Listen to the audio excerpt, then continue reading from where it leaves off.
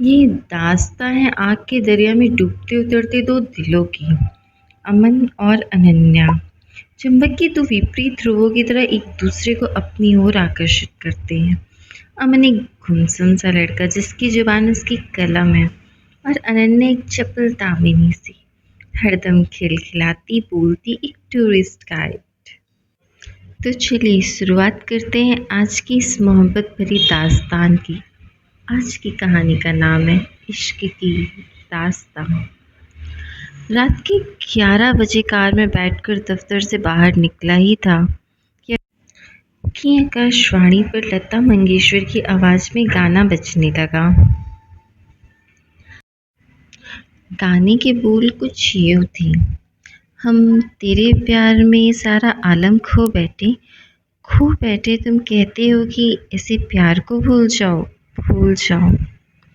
पर भूलने की जगह मेरी आंखों में श्वेता शर्मा का चेहरा घूम गया।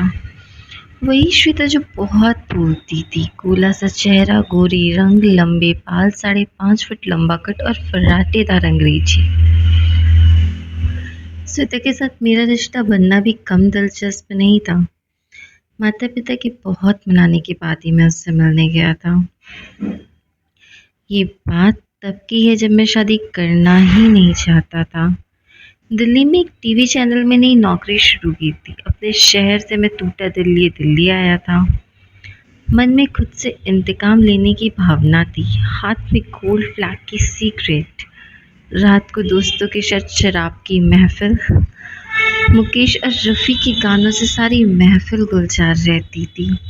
हम देवदास की भूमिका में ज़िंदगी का लुत्फ़ उठा रहे थे। किसी से शिकायत ही नहीं थी, उससे भी नहीं जिसने दिल तोड़ा था। लेकिन एक बात थी जो दिल को हमेशा कचोटती रहती थी कि जिसके लिए उसने मुझे छोड़ा वो एक पैसे वाला लड़का था। उस लड़के को चुनकर जैसे लड़की ने मेरी औकात दिखा दी थी। इससे घमंड कहिए या अकड़, लेकिन इस रिजेक्शन को मैंने चुनौती की तरह ले लिया था कि मुझे भी इस दुनिया में कुछ बनकर अब दिखाना है। बस अब खुद को साबित करने का एक जुनून से सर पर सवार हो गया था। लेकिन यह राह आसान बिल्कुल नहीं थी। इसमें जो भी दोस्त मिले वो एक से बढ़कर एक, जिनकी अपनी ज़िंदगी का कोई ठौर ठिकाना ही नहीं था। एक से एकड़ फ़कीर और पैसे का आलम, ये कि एक महीने अगर सैलरी ना मिले तो भूखे मरने की नौबत आ जाए। ज़िंदगी ऐसे ही उबड़-खाबड़ रास्तों से गुज़र रही थी और ऐसे में माता-पिता चाहते थे कि मैं शादी कर लूँ। लड़का अगर 30 साल की उम्र में शादी नहीं करेगा तो कब करेगा?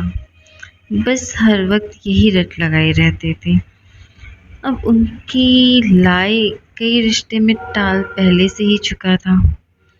इस साल दिवाली पर मैं घर गया तो पिताजी ने फरमान सुना दिया था कि शर्मा जी के यहाँ जाना है। उनकी लड़की है, दिल्ली में रहती है और वो तुम्हारे साथ अपनी बेटी का रिश्ता जोड़ना चाहते हैं।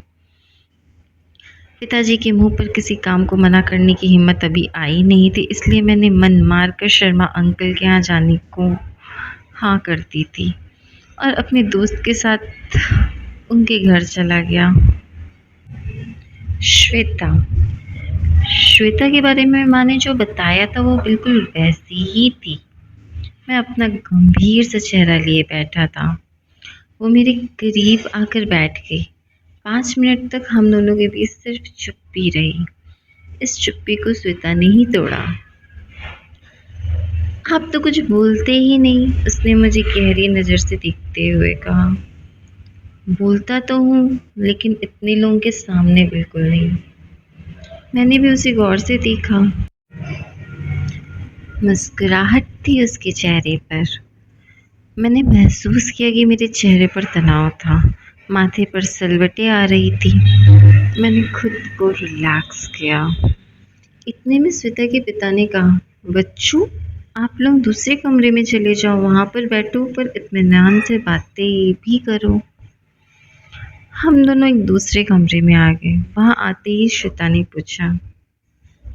पूछी, बताइए आप क्या करते हैं? मैंने बोला, कि मैं एक जर्नलिस्ट हूँ, टीवी चैनल में काम करता हूँ।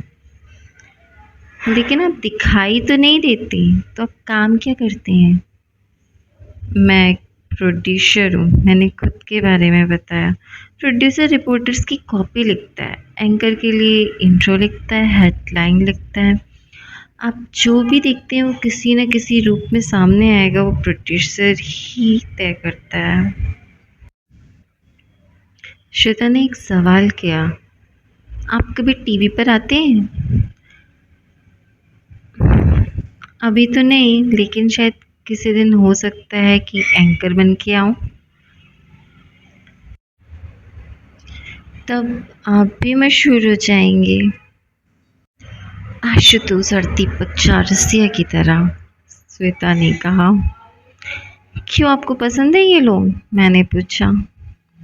नहीं, मुझे राजदीप देसाई पसंद है। मैं हिंदी न्यूज़ बहुत कम ही देखती हूँ। आप करती क्या हैं? मैंने टीवी से उसका ध्यान बटाने की गरज से सवाल कर दिया। मैं तो अभी पढ़ाई कर रही हूँ, इंटीरियर डिज़ाइनिंग का कोर्स। 1 साल बाकी है और फिर जॉब या अपना काम। एक सवाल आपसे पूछूं? उसने पूछा। हाँ, पूछिए ना। आपको शादी के बाद मेरे काम करने से दिक्कत तो नहीं होगी? ओह, ये बहुत ही स्टूपिड सवाल है। इसका जवाब ये है कि ये सवाल आपको करना ही नहीं चाहिए था। काम करना ना करना आपका डिसीजन है, जिसे लेने की आपको पूरी स्वतंत्रता और अधिकार है। ओह, थैंक यू। आपने तो मेरी सारी उलझन ही ख़त्म कर दी। मेरी तरफ से ये शादी पक्की है। उसकी इस बात पर मेरी हंसी छूट गई। वैसे, डू यू ड्रिंक? उसने हाथ से गिलास का इशारा करते हुए कहा और फिर एक सवाल किया। सॉरी, बस ये आखिरी सवाल है। उसने अपने कानों को हाथ लगाया।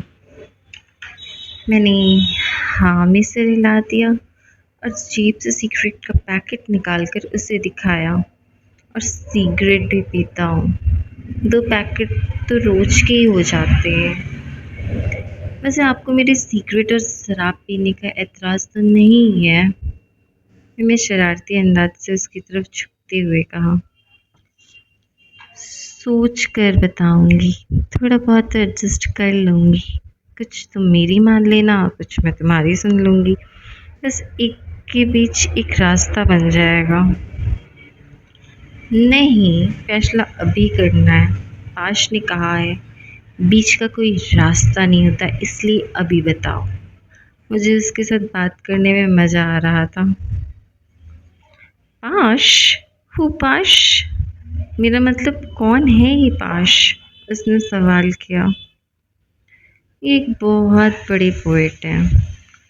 अच्छा, तो पोएट ने कहा है, सो फिलहाल 2 की जगह सिगरेट का 1 पैकेट का समझौता कर लेते हैं, बाकी बाद में देखा जाएगा। चलेगा?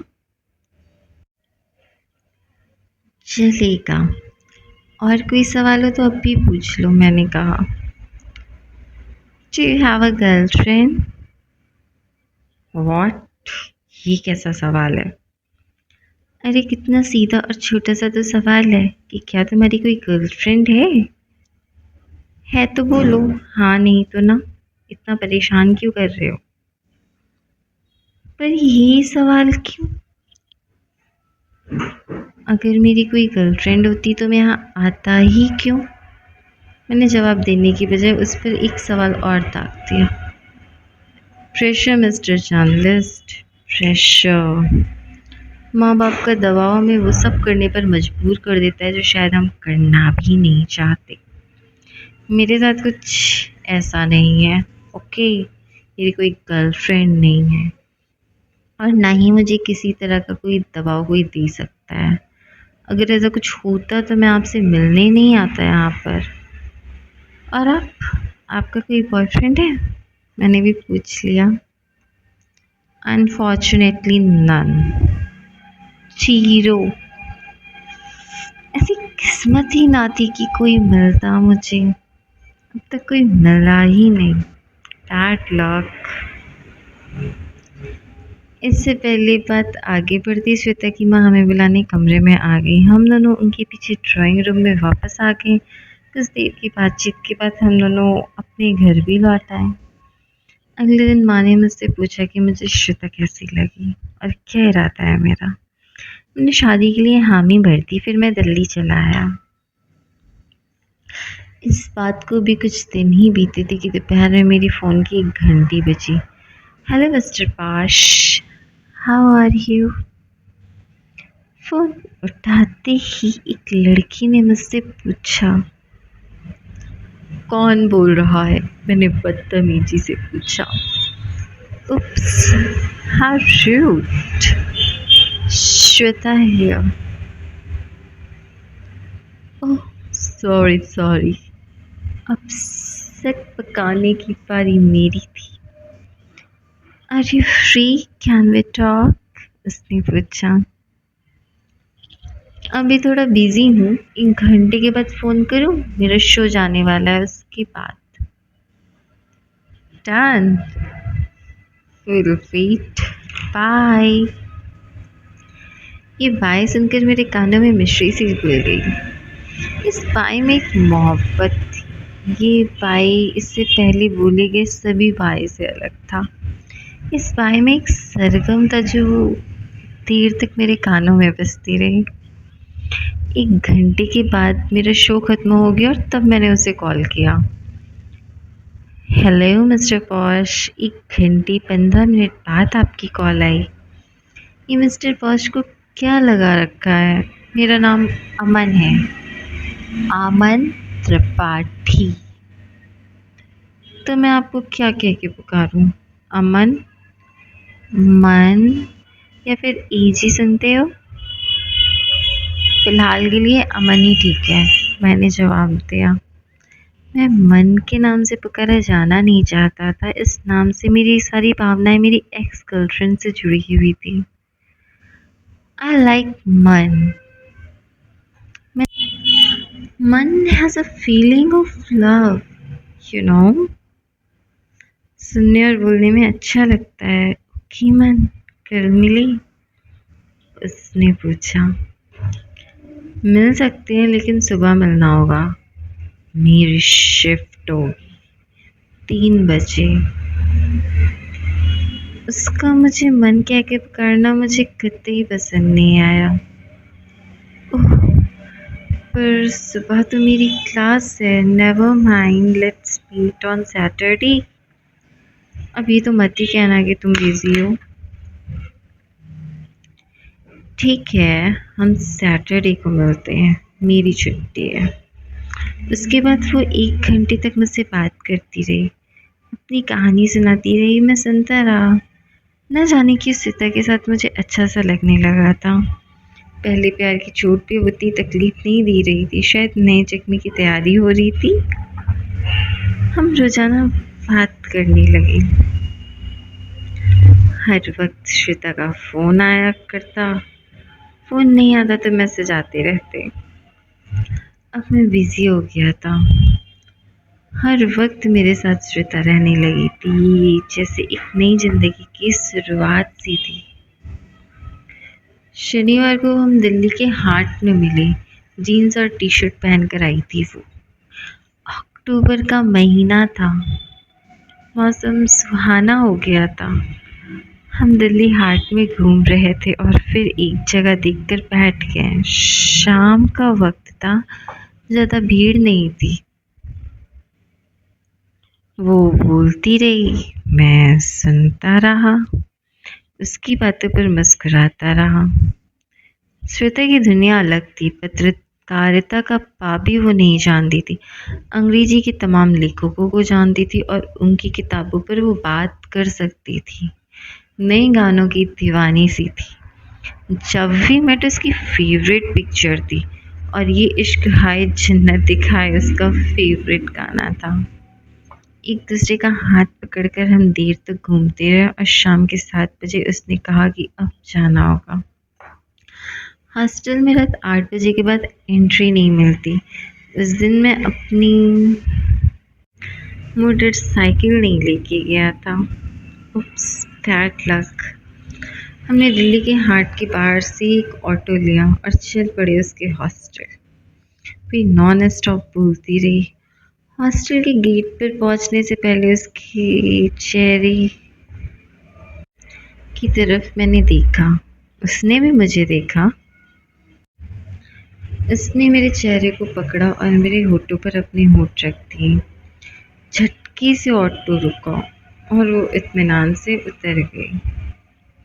वो मुड़ी और मुस्कुराते हुए बाय कहकर अंदर चली गई। कुछ ही देर में उसका फ़ोन आया और मैं पूरे रास्ते उससे बातें करता रहा। फ़ोन का सिलसिला शुरू हो चुका था। वो जब क्लास में होती थी तभी मुझसे बात नहीं करती थी, या फिर जब मैं शाम को अपने काम में बिज़ी होता था तब हमारी बातचीत नहीं होती थी। अब सारा वक्त श्वेता मेरे साथ थी और मैं उसके साथ। अगले हफ्ते कई बार फिर हम साथ थे। दिन भर हम घूमते रहे। पहले हमने पिक्चर देखी, नॉट प्लीज के। हमारा इश्क परवानी चढ़ रहा था। मुझे उसका बोलना अच्छा लगने लगा। वो मेरे हाथ पकड़ती रहती। मैं कभी ये कोशिश ना करता कि उसका हाथ मैं छोड़ दूँ।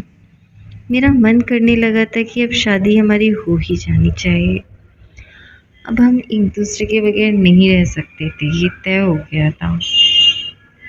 उस दिन लौटते वक्त मैंने उससे कहा, चलो शादी कर लेते हैं।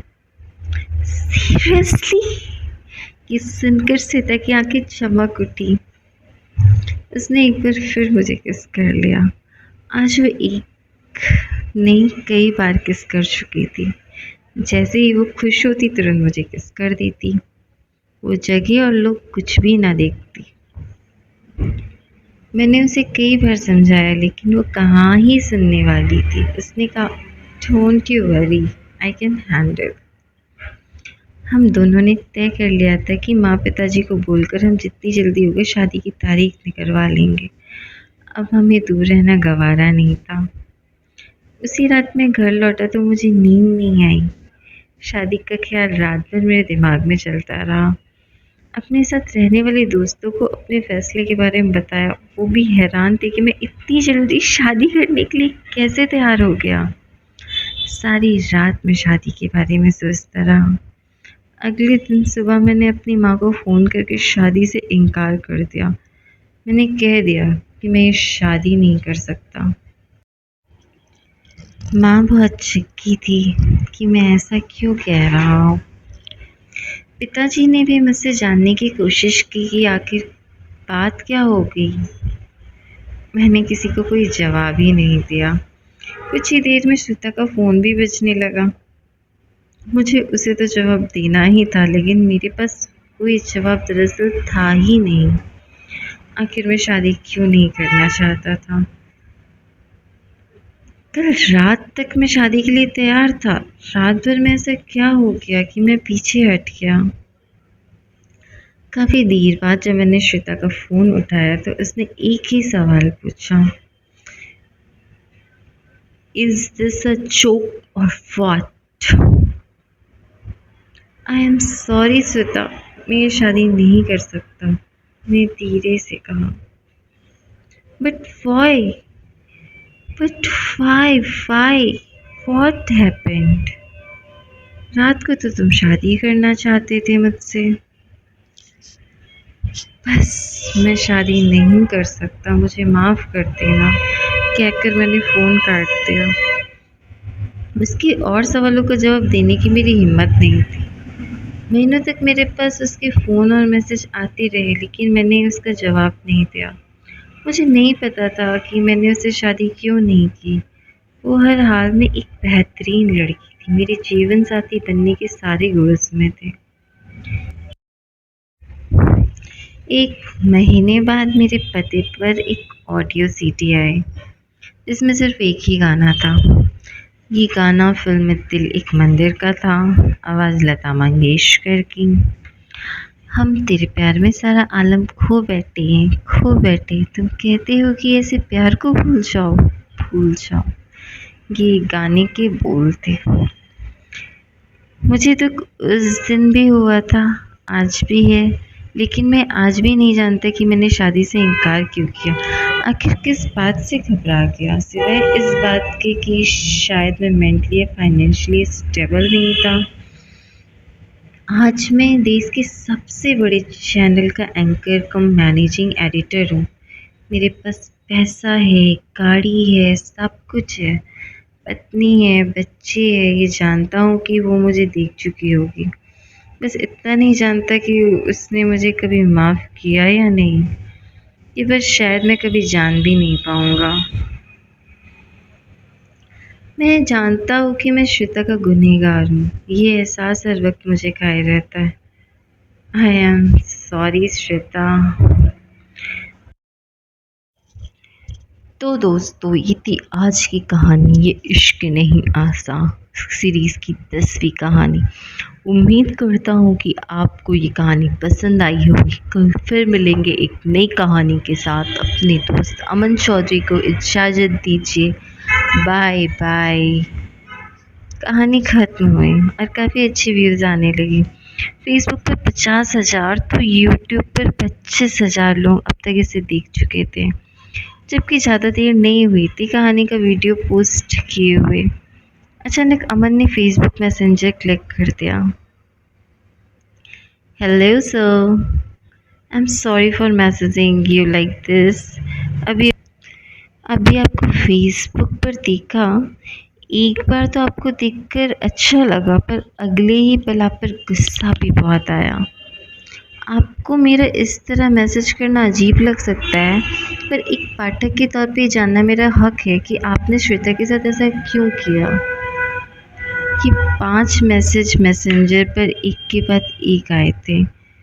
इनमें गुस्सा था, खींच थी और प्यार था, साथ ही एक बेचैनी भी थी। अमन को हंसी आ रही थी। अपने चेहरे पर बिखरी मुस्कुराहट को अमन महसूस कर सकता था। बड़ा दिलचस्प होता है खुद को पढ़ना, अपनी मुस्कुराहट को भापना। अमन ने सोचा चलो थोड़ा मजाक किया जाए, लेकिन मजाक करने से पहले ये देखना जरूरी था कि भेजने वाले कौन है। नाम था एनिसन। प्रोफाइल भी लॉक नहीं थी, एक अच्छी बात थी। टूर गाइड, लंबे बाल, लेकिन उसका चेहरा आधा ढका हुआ था किताबों से। काफ़ी तस्वीरें थी, पर कहीं पर पूरा चेहरा नुमाया नहीं हो रहा था। लेकिन जो भी दिख रहा था उससे दो बातें साफ थी। एक, वो गोरी है, और दूसरा, खूबसूरत है। कविता और कहानियों में दिलचस्पी रखती है, वो भी इश्क, मोहब्बत और रिलेशनशिप पर। वेरी इंटरेस्टिंग, अमन के मुंह से निकला। कुछ भी ऐसा नहीं था जिस पर शक किया जा सके। अमन देश में जाना माना नाम है। उसके उपन्यास और कहानियाँ खूब चर्चित होते हैं। उसका फेसबुक प्रोफाइल और यूट्यूब चैनल भी है, जहाँ वो अक्सर कहानियाँ सुनाता है, और उसके हज़ारों फॉलोअर्स हैं जो अक्सर कमेंट करते हैं, जिनमें से ज़्यादातर तारीफ करने वाले ही होते हैं। लेकिन ये मैसेज कुछ अलग थे। अमन ने सोचा चलो देखते हैं क्या होता है, थोड़ा टाइम पास किया जाए। What is wrong with this story? It's my life story. जैसा चाहूँ वैसे ख़त्म करूँ। मुझे अगर वो लड़की समझ नहीं आई तो ना कर दिया, कोई ज़बरदस्ती है क्या। अमन ने भी एक के बाद एक धड़ाधड़ मैसेज भेज दिए। ज़्यादा देर नहीं लगा उधर से जवाब आने में। What's wrong with you? कितने घमंडी हैं आप हैं ओ, आप हैं कौन, क्या समझते हैं खुद को। समझ नहीं आया तो ना कर दिया, क्या मतलब है। कितना प्यार करती थी वो आपसे, कितना वक्त बिताया था उसने आपके साथ। You are disgusting, I hate you. I will never hear your stories over again. Goodbye, unfollowing you right now. इतना गुस्सा कोई किसी एक कहानी पर इतना गुस्सा कैसे कर सकता है। ये अमन के लिए हैरानी की बात थी। अमन कोई बहुत बड़ा लेखक नहीं था। अब तक उसने 3 उपन्यास और 20-25 कहानियाँ ही छापी थी। वीडियो चैनल भी ठीक ठाक चल रहा था, 10 लाख से ऊपर फॉलोअर हो गया थे। लेकिन इतना ज़बरदस्त रिएक्शन किसी कहानी पर पहली बार आया था। अब इस एनी का क्या किया जाए? अमन इस सोच में डूबा था। चलो इसे सच बता ही देते हैं। हेलो, मैं मजाक कर रहा था। ये सिर्फ एक कहानी है और ये मेरी कहानी नहीं। इतना बेवकूफ़ नहीं हूँ कि मैं अपनी कहानी सरेआम महफिलों में सुनाता फिरूं। वैसे काफ़ी अच्छा लग रहा है कि आपको गुस्सा आया। ये जानकर और भी अच्छा लग रहा है कि मैं आपको पसंद आया था। यह तो बहुत इम्पोर्टेंट, क्योंकि अब तो आप मुझसे नफ़रत करती हैं। अमन ने एक स्माइली लगाकर ये मैसेज कर दिया। अगली बार गलती ठीक कर लूँगा, ये वादा है। ऑनेस्ट ओपिनियन के लिए थैंक यू। जवाब से इधर से दस स्माइली आई और फिर जवाब आया। अगर ये सिर्फ कहानी है तो माफ़ किया। तब आप सिर्फ और सिर्फ अच्छे लगे। कमाल लड़की है, पल में तोला पल में माशा। अमन ने मन ही मन सोचा, क्या किया जाए? क्या इसके साथ बातचीत आगे बढ़ाऊं या रुक जाऊं? अमन का मन कर रहा था कि इससे बातें करता रहे। कुछ था जो इसकी तरफ खींच रहा था। अमन ने मैसेज लिखा, मेरी और भी कहानी सुनिएगा, आपको मज़ा आएगा। बिल्कुल, अब तो सुननी ही पड़ेगी। एनी ने भी झट से जवाब दिया। मुझे आपके रिएक्शन का बेसब्री से इंतज़ार रहेगा, अमन ने जवाब दिया। इसके बाद एनी के मैसेज लगातार आते रहे। मैंने भी सोचा था कि बेबाकी से आप स्वीकार कर रहे हैं ये सारी बातें मेरी। अपने बीते हुए कल को पब्लिक फोरम पर इतनी सच्चाई थी आपकी कहानी की, लगा कि ये कहानी है या असलियत। मुझे आपकी सच्चाई लगी थी, इसलिए जब गुस्सा आया आपकी ना पर तो आपको ट्विटर पर ढूंढा और आपको मैसेज करके ऑप्शन ऑफ कर रहा था मैंने। अजीब लगा मुझे ऐसे मैसेज करने पर, इतना गुस्सा जो था मुझे। लगा कि कितना अजीब इंसान है। आखिर मना क्यों कर दिया उसने उस लड़की को? एनी ने अपने मन की सारी बातें लिख दी। अब बारी अमन की थी कि वो उस लड़की को उतनी साफ़गोई से बात करे। ये लड़की फ्रॉड नहीं हो सकती। फ्रॉड इतनी बेबाक नहीं होते, ये खुद ही बेखौफ है। अमन ने उसे जवाब लिखा, तुम्हारी इन बातों का जवाब फिर कभी दूंगा, अभी नहीं। कहानियों में जो होता है वो किसी न किसी के साथ तो होता ही है। ज़रूरी नहीं कि मेरे साथ ही हुआ हो, पर आपको सोचना चाहिए इस बारे में। और आपकी बेबाकी तो गजब ही है। ऐसे सवाल पूछा कि मेरी हंसी छूट गई।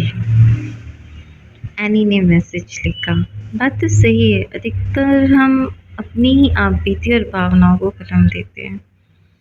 अमन ने जवाब दिया, कभी बताऊंगा इस कहानी का सच। बहुत सारे रिएक्शन आए हैं इस कहानी पर, इतनी की उम्मीद नहीं थी। एनी बहुत तेजी से जवाब लिख रही थी। सच कहूँ तो आपने जिस स्टाइल से अपने बाल कलर किए हैं वो पसंद आया था, इसलिए मैंने आपको सुनना शुरू किया था। फिर आपकी आवाज़ भी दमदार थी। उसके बाद लगा कि बड़ी ईमानदार इंसान है जो इतनी बेबाकी से अपने जीवन का सच लोगों को बता रहे हैं और स्वीकार कर रहे हैं। फिर कहानी का अंत आते आते मेरी पसंद गुस्से में तब्दील हो गई। मुझे लगा कि कितना अजीब इंसान है जो ऐसे प्यार को ठुकरा रहा है। सामने होता तो शायद श्वेता के हिस्से की लड़ाई मैं ही लड़ लेती, इसलिए जब मुझसे रहा नहीं गया तो मैंने आपको मैसेजेस कर दिए। ये मत सोचिए कि मैं फ्लर्ट कर रहा हूँ। एक्चुअली अगर वो कहानी नहीं होती तो मैं वो आदमी जो बेबाक और सच बोलने वाला था वो बिल्कुल मेरी तरह होता। ओह, ये लड़की है या रानी, कैसे इतना कुछ बड़े इम्तिहान से लिख सकती है? सोचते हुए अमन ने उसे लिखा, नहीं मैं ऐसा कुछ नहीं सोच रहा। मान लीजिए कि मैं आपके जैसा ही हूँ, बेबाक हूँ। ये मेरा मोबाइल नंबर है। अमन ने बगैर कुछ सोचे उसे अपना नंबर भेज दिया। ये मैसेज एनी ने भेजा, उसे देखते ही अमन की हंसी छूट गई। Saved your number, Shweta Chaudhary. Annie के पास सेंस ऑफ ह्यूमर भी है। अमन सोच ही रहा था कि एक और मैसेज आया। हमेशा मैं आपको आपकी इस कहानी के लिए याद रखना चाहती हूँ। एनी की इस आखिरी बात से अमन सोच में पड़ गया। कोई किसी को याद क्यों रखना चाहता है? ये सवाल हमेशा से एक पहेली रहा था। अजनबियत में भी कोई अपनापन होता है क्या? क्यों हमें किसी को किसी एक कहानी के लिए याद रखना चाहेंगे भला? क्या है ऐसा इस कहानी में? कहानियों की भी क्या कोई किस्मत होती है जो बेवजह किसी से जुड़ जाती है? आखिर ऐसा क्या है इस कहानी में जो वो मुझे याद करना चाहती है? पहले तो किसी ने कभी नहीं कहा। अमन सालों से कहानियाँ सुना रहा था। रिएक्शन पहले भी आते रहे पर एनी कुछ अलग थी। किसी कहानी से एक अजनबी का इतना गहरा जुड़ाव अमन ने कभी महसूस नहीं किया था। इस दिन के बाद से एनी हमेशा अमन के साथ रहने लगी। वो उसे अपनी कहानी भेजती, कहानी सुनती और उस पर रिएक्शन देती। दोनों घंटों बातें करते रहते, कभी मैसेंजर पर कभी फ़ोन पर। व्हाट्सएप तो चलता ही रहता। क्या मैं एनी से प्यार करता हूँ? ये सवाल अक्सर अनंत खुद से पूछा करता था। अब तक की उनकी बातचीत में प्यार और मोहब्बत कभी नहीं आया था। अक्सर वे दुनियादारी की बातें करते, रिलेशनशिप खूब डिस्कस करते। रिलेशनशिप एनी का फेवरेट टॉपिक था। दोनों एक दूसरे को अपने बारे में बता चुके थे। एनी सिंगल थी, अमन भी सिंगल था, लेकिन वह रिलेशनशिप में रह चुकी थी। उस रिलेशनशिप से बाहर आने की कोशिश में बस इतना ही उसने कहा था कि उसने बातों बातों में कहने लगी, रिश्ता बनाना आसान है, बेहद आसान। अब आप हमें ही देखिए, कितनी आसानी से आप हमारे हो गए। हमसे बात करने लगे, हमारे रिश्ते को आप क्या कहेंगे? कुछ तो है ना? मतलब इतना वक्त हमारे साथ क्यों बर्बाद कर रहे हैं? मैं तुम्हारे साथ वक्त ही बर्बाद कर रहा, फिर क्या कर रहे हैं? उसकी आवाज़ में शुकी थी। वह अमन को फरक रही थी, ये समझ आ रहा था। शायद अपनी नई कहानी लिख रहा हूँ, अमन ने बात टालने की गरज से कहा। उफ, तो आपके लिए ज़िंदगी सिर्फ एक कहानी है? यह जीवन में आने वाली हर लड़की एक कहानी होती है? ऐसा तो नहीं कहा मैंने। अमन थोड़ा फंस गया।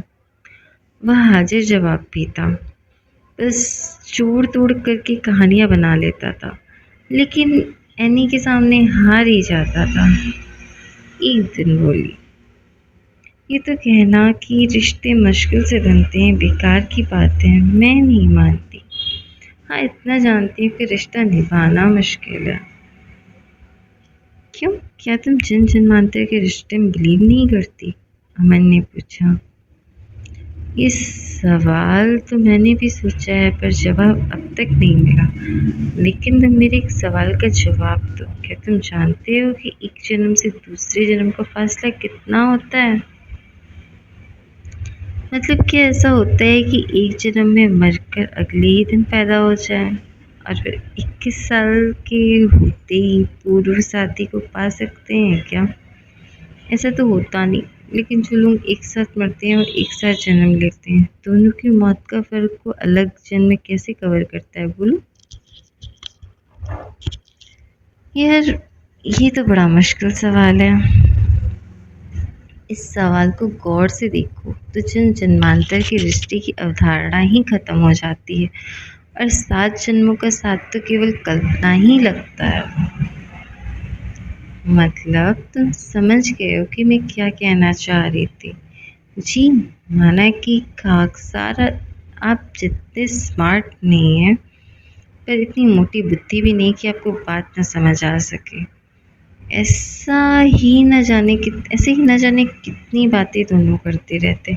अमन की हर बात एनी की गुड मॉर्निंग से होने लगी। एनी हर वक्त अमन को मैसेज करती, सोशल मीडिया अकाउंट पर एक्टिव रहती, हर फोटो पर उसे मैसेज करती। एक दिन अमन ने कुर्ता पहना और उसने कुर्ते पहने अपनी तस्वीर लगाई तो उसने मैसेज किया, आज कोई वॉल्केनिक लग रहा है। अमन को समझ नहीं आया कि उसे क्या जवाब दे, फिर उसका दिल जोर से धड़का, चेहरे पे मुस्कुराहट आई। पहली बार अमन का दिल किसी के लिए धड़क रहा था। उसने जवाब में एक स्माइल भेजी। ये अलग बात थी कि अमन को स्माइल का मतलब तक ठीक से नहीं पता था। सुबह से अमन एक सीरियस टाइप का इंसान था। बहुत ज़्यादा दोस्त नहीं थे उसके। घर की परिस्थितियों ने उसे एक ऐसा इंसान बना दिया जो स्कूल या कॉलेज ना तो लड़की उसके अच्छे दोस्त बन सके ना ही लड़कियां।